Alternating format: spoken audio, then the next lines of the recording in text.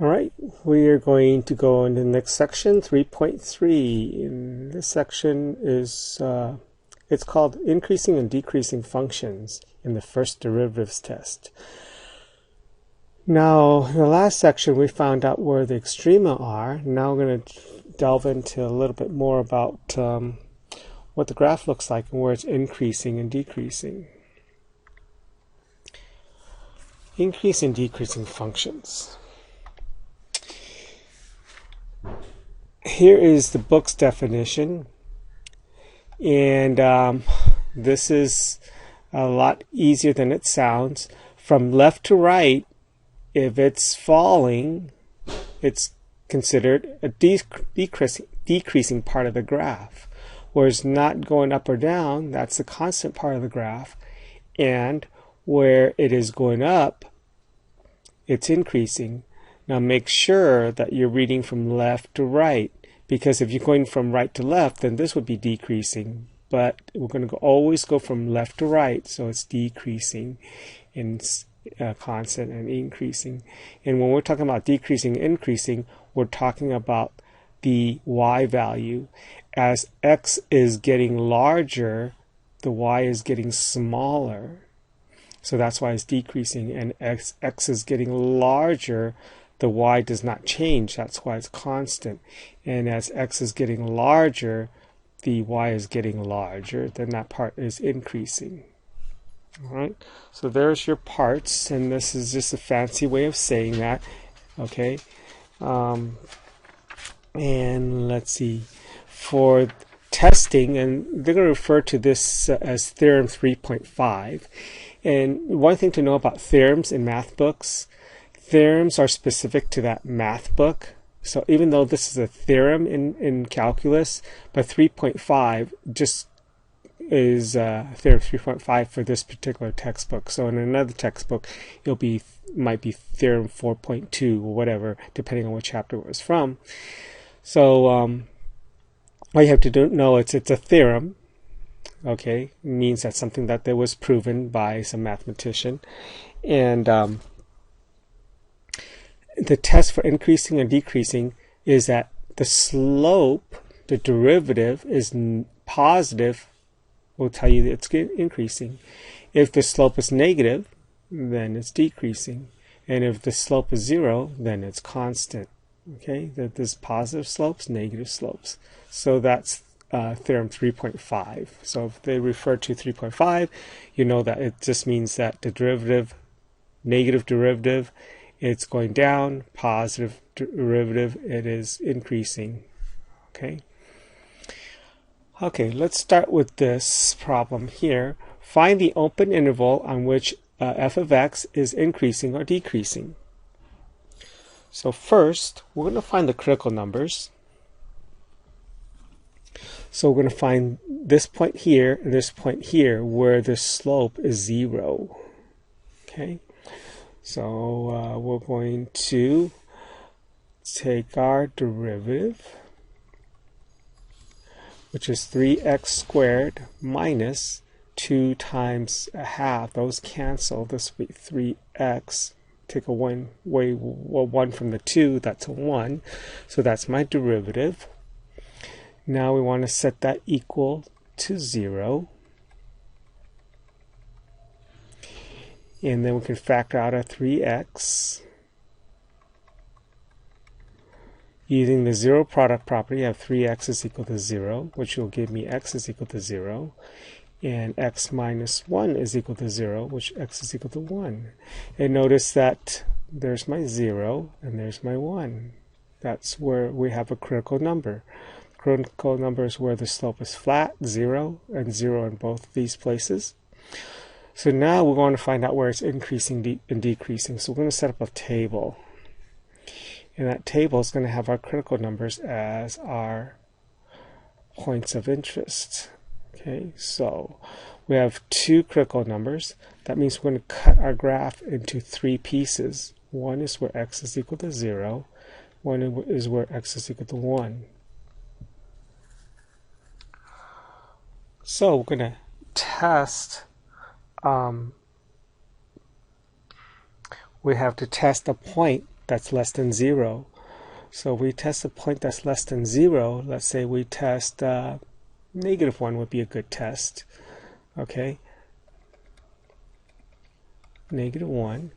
And -1, we're going to test the slope. So here's my instantaneous slope, right? So at 1, 3 times -1 squared minus 3 times -1. This is the point that I want to test. I want to test some point on this side of my critical number. And that will give me a 3 plus 3. So that's going to give me a positive. The derivative is positive. The derivative is positive, that means it's increasing. Increasing. Okay. And then we're going to test in between these two, and unfortunately we don't have a whole number between 0 and 1, so we have to test a half. So when I test a half into my derivative, a half is squared is 1/4, so this is 3/4 minus 3/2, so that's going to be negative 3/4. So that's going to be negative. Now I'm going to pick a number on this side of 1. Let's try 2.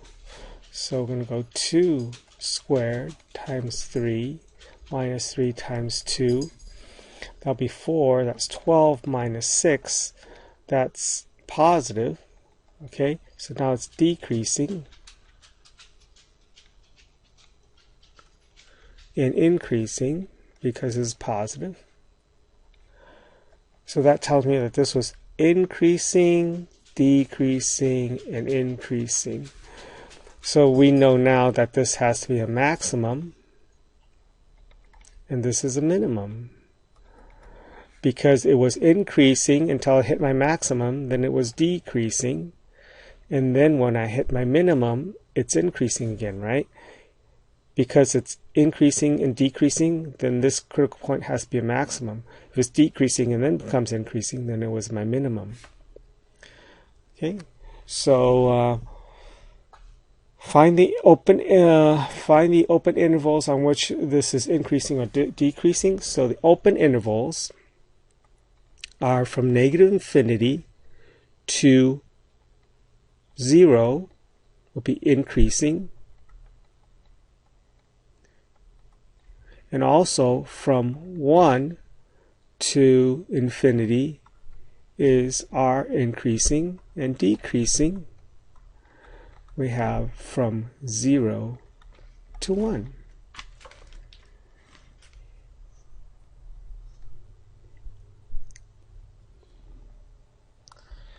How's that? Okay.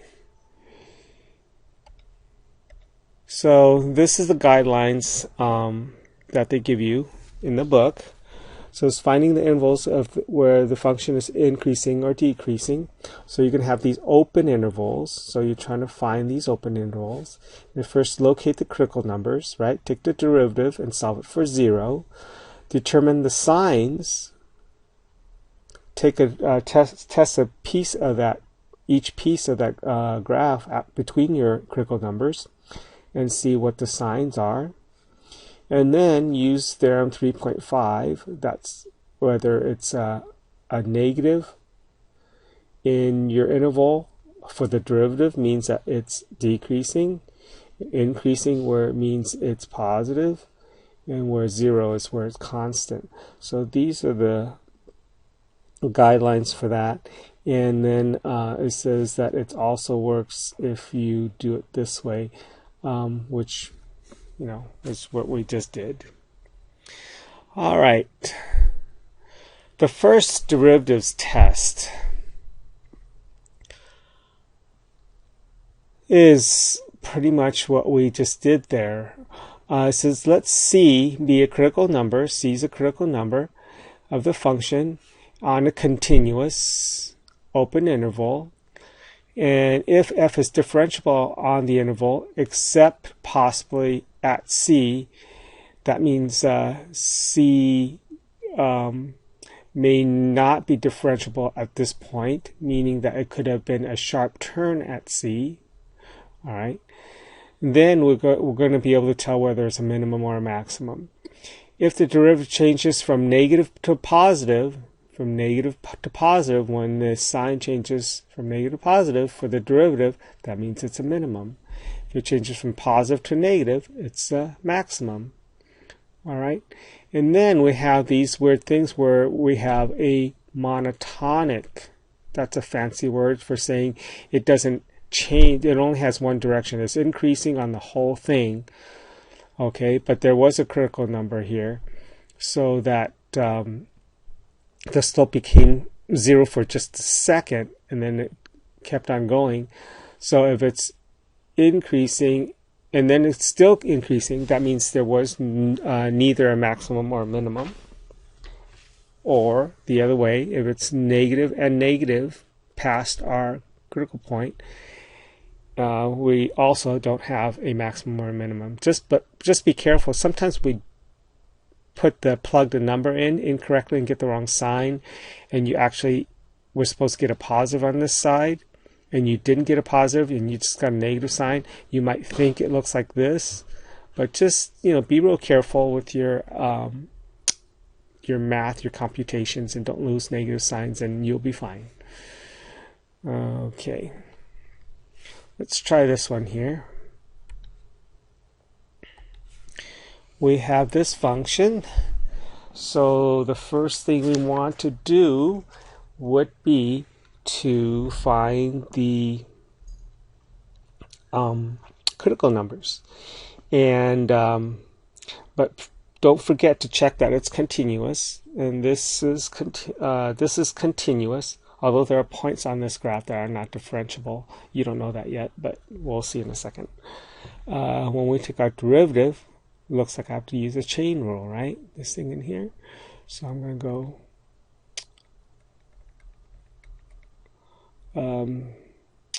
let's see, the chain rule. 2/3 minus 1 is negative 1/3. And then the chain part, the u part, the derivative of u is 2x. Okay, these this will be 4x over 3 times, and since this is a negative exponent, I'm going to put this in the denominator like that. Okay, and then to find the zeros, there's a 0 if we let the numerator equal 0. We get x is equal to 0. And then in the denominator, we get parts that are undefined. So we're going to set that equal to 0. Oops, didn't write that correctly.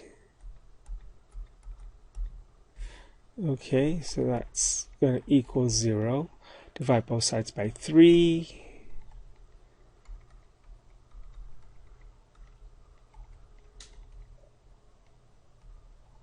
Cube both sides.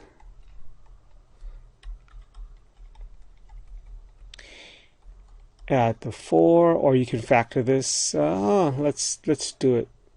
Let's factor it. Okay.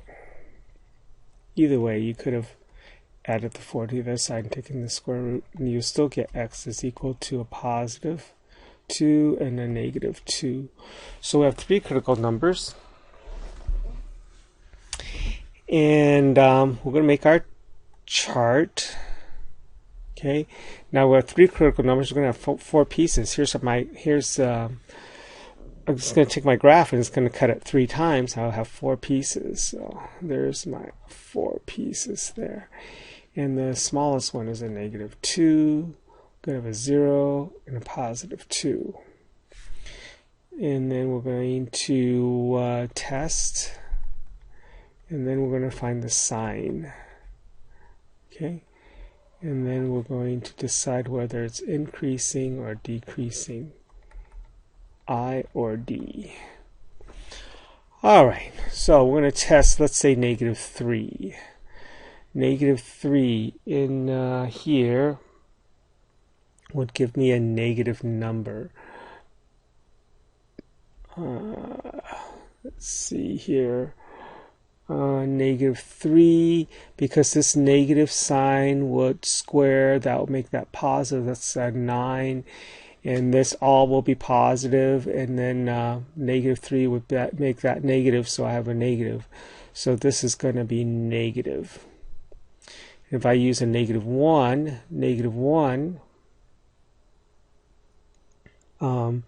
let's see, -1 squared, that'll be 1, and then this will be negative.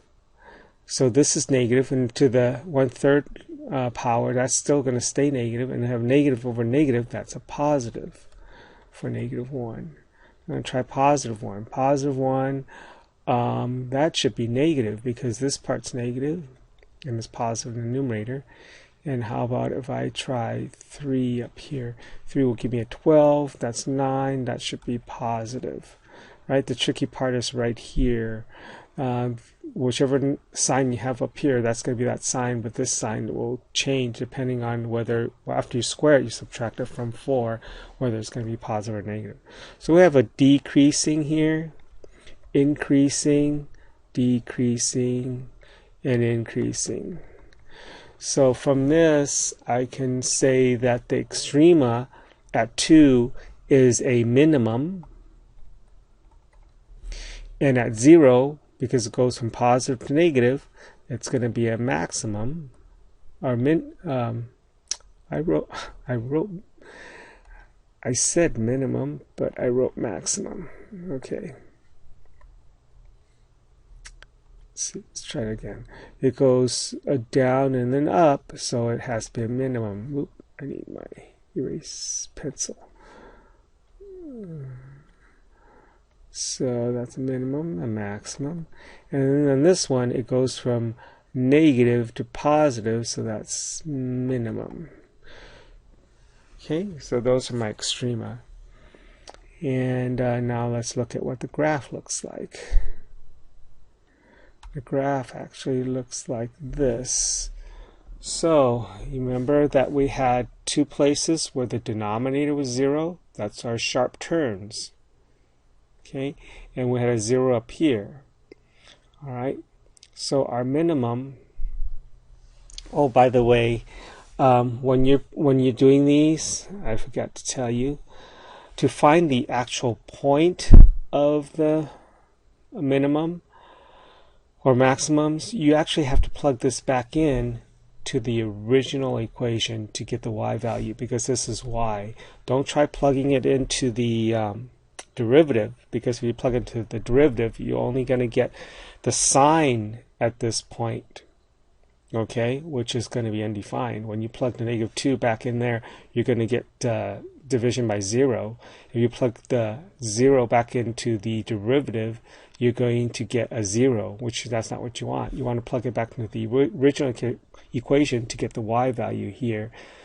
Okay, because if you plug in a 0 here, you should get the cube root of 16, right? Put a 0 here.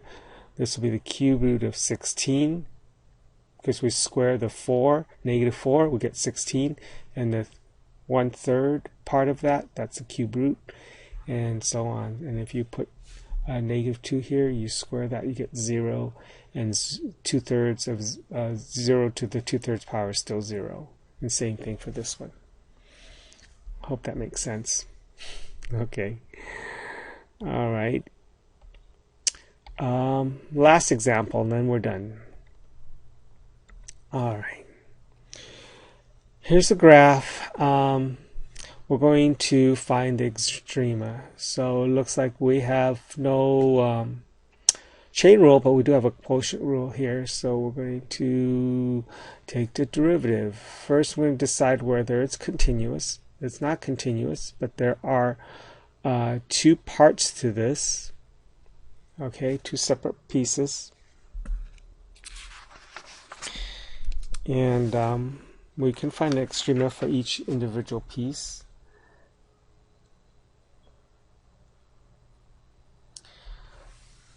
Okay, so let's go ahead and take our derivative.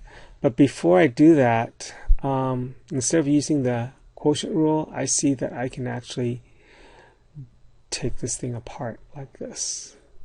Okay, so this will be x squared, this first piece, and this one will be plus x to the negative 2. And I think that would be a lot easier to do, so I did that. Derivative would be 2x minus 2x to the negative 3. Okay, and then we set that equal to 0. And then 2x minus 2x to the negative 3 is equal to 0. And this will be 2x is equal to 2x to the negative 3. Divide both sides by 2.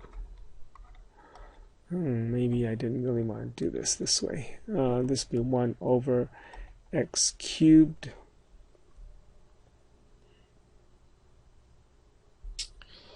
And I'm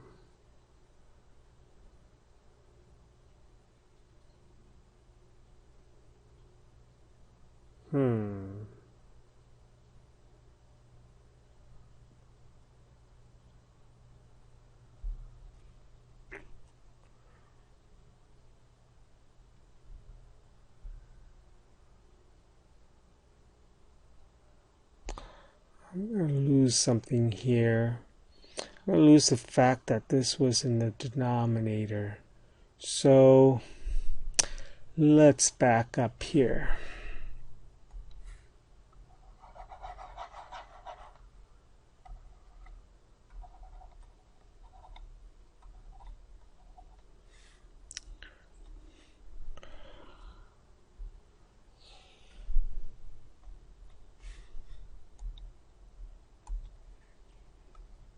Let's just put this together.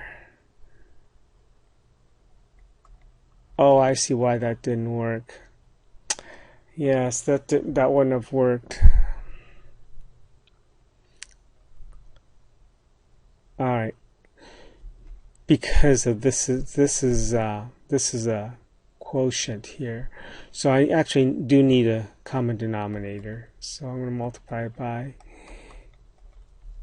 x cubed, so I got 2x to the 4th over x cubed minus 2. Okay, that's better. Alright, I'm going to factor out a 2. That'll give me x to the 4th minus 1 over x cubed. And then that's equal to 0. And I don't really care about this part right here. I need to make this equal to 0. And then I can see that this is going to be x. This is a difference of squares.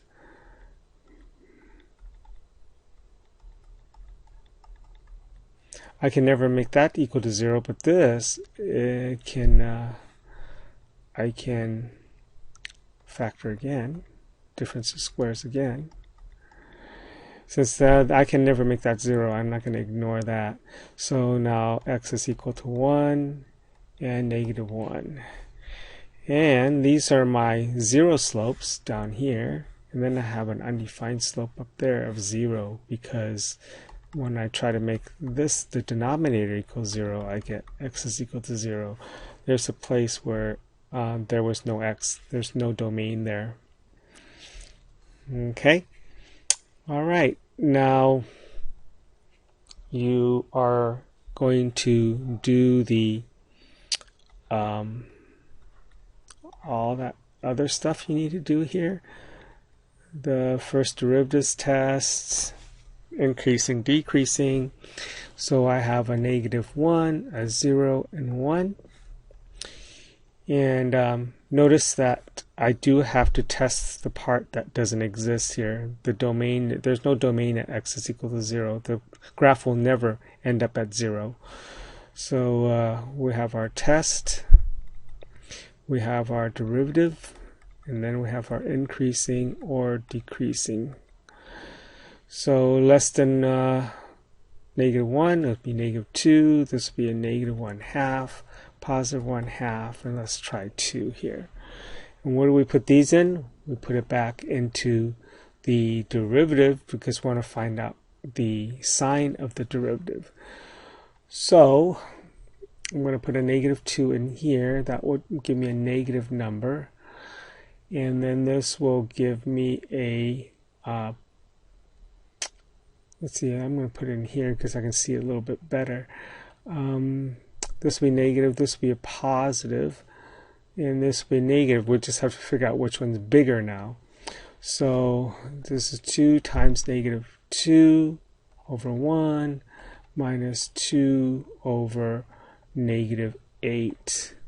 So now this is going to be a negative 4 plus a 1/4. So that's positive. Did I do that right? This will be negative 2, negative 2, negative 4,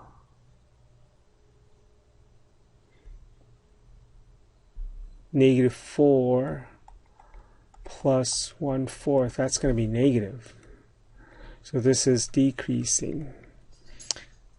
And then a half.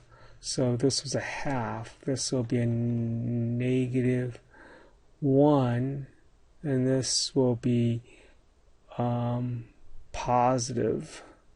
So this will be increasing here. And then the positive half should be just positive here and a minus here. So that should be, wait a minute, this should be positive 1 and should be negative. So this is decreasing, and this is going to be trying a 2 in here. That would be positive, increasing. And then from the graph we can see that it was decreasing until it got to the negative 1, and then it was increasing, and this is decreasing and then increasing. So we have this here, the extrema. So plugging the negative 1 back into our original equation, we get 2, and then we can't plug that in here, right? Plugging the 0 in here doesn't work, so we don't plug that in. Plug the 1, we should get another 2. So our extrema, we only have 2 extrema, this one and this one. This is not extrema because it doesn't exist. Negative 1, comma 2 is 1 extrema, it's a minimum. And then we also have 1, comma 2, and that's also another minimum. Okay. All right. I was trying to keep this short, but I didn't do a good job. If I could get you to do number 17 and 18 from page 186 for me. Okay, to show me that you understood what we just did here. All right, thank you very much.